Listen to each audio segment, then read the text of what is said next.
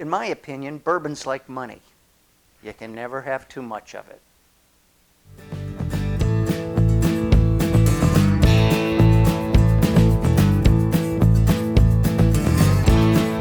All right, Beer to Whiskiers, let's spread a little gospel of good taste. Today I've pulled a bottle out of my bourbon stash. It's Joseph Magnus, and I'm going to tell you a little bit about it and tell you why I like it, and we'll talk a little bit about what I get out of it, taste and smell and finish-wise.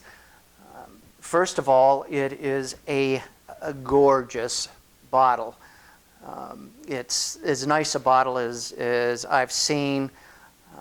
It'll look great on a shelf if you display your bourbons, outside. I don't. I have mine in a liquor cabinet, but it's got this great neck on it.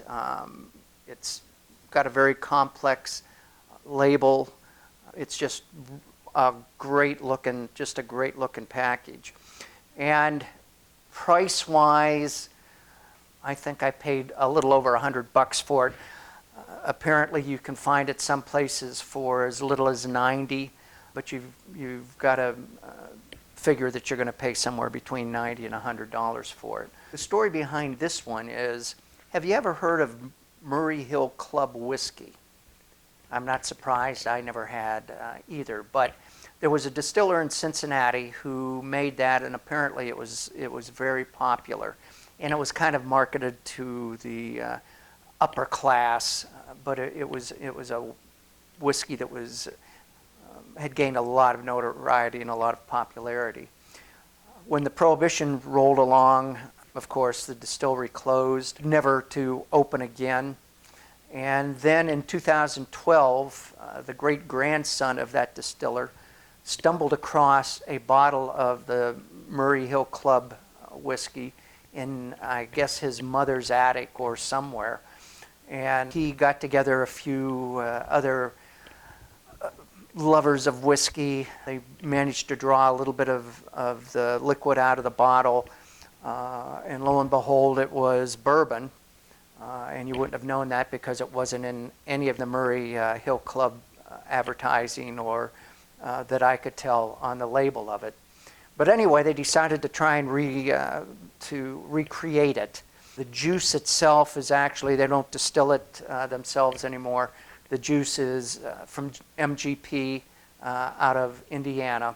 It is aged and bottled somewhere other than Kentucky. Kentucky does not appear on this label, but the distiller, the company is located in Washington, D.C. Wherever it's being aged and being bottled, I doubt that it's in Washington, but it's got to be probably somewhere in that vicinity, maybe Virginia somewhere. In the website, there's no age listed on the label, and obviously because it's MGP, there's no mash bill either. But the age, there's an age mentioned on the website, which is 12 years. I don't think it's actually been aged that long. Originally, it's aged, we think, for maybe 7, 8, or 9 years, somewhere more in that category. Then it casked 3 times.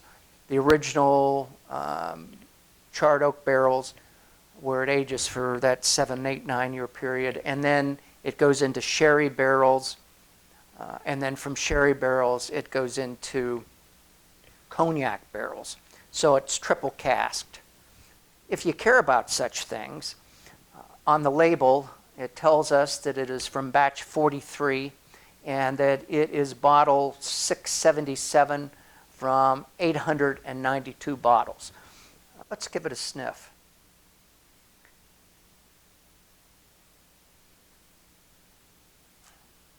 I get a little bit of orange peel out of it, maybe a touch of chocolate, and some brown sugar. It's got a nice little bit of a brown sugar aroma to it. But it's all about the taste, right? So let's give it a taste.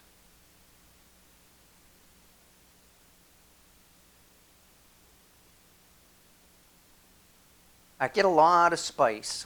First thing that hits my tongue is big spice. The orange zest, sort of the orange peel thing, stays with it. I get that on the tongue.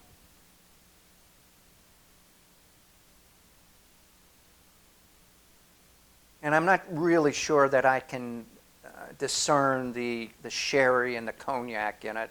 Maybe a little bit of sherry. The cognac I'm not really getting a lot of.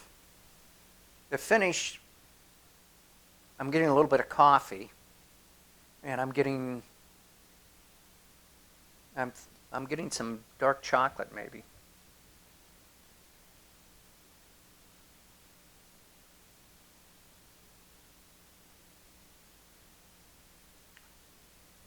It's got a pretty big finish to it. It does linger. It's still with me, so it's got a pretty good finish to it. I like the idea of this. It's not a bourbon that I'm sure that I would buy again. I like it.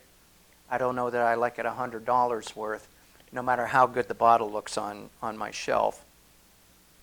But it's kind of fun, and it's something you don't run across very often.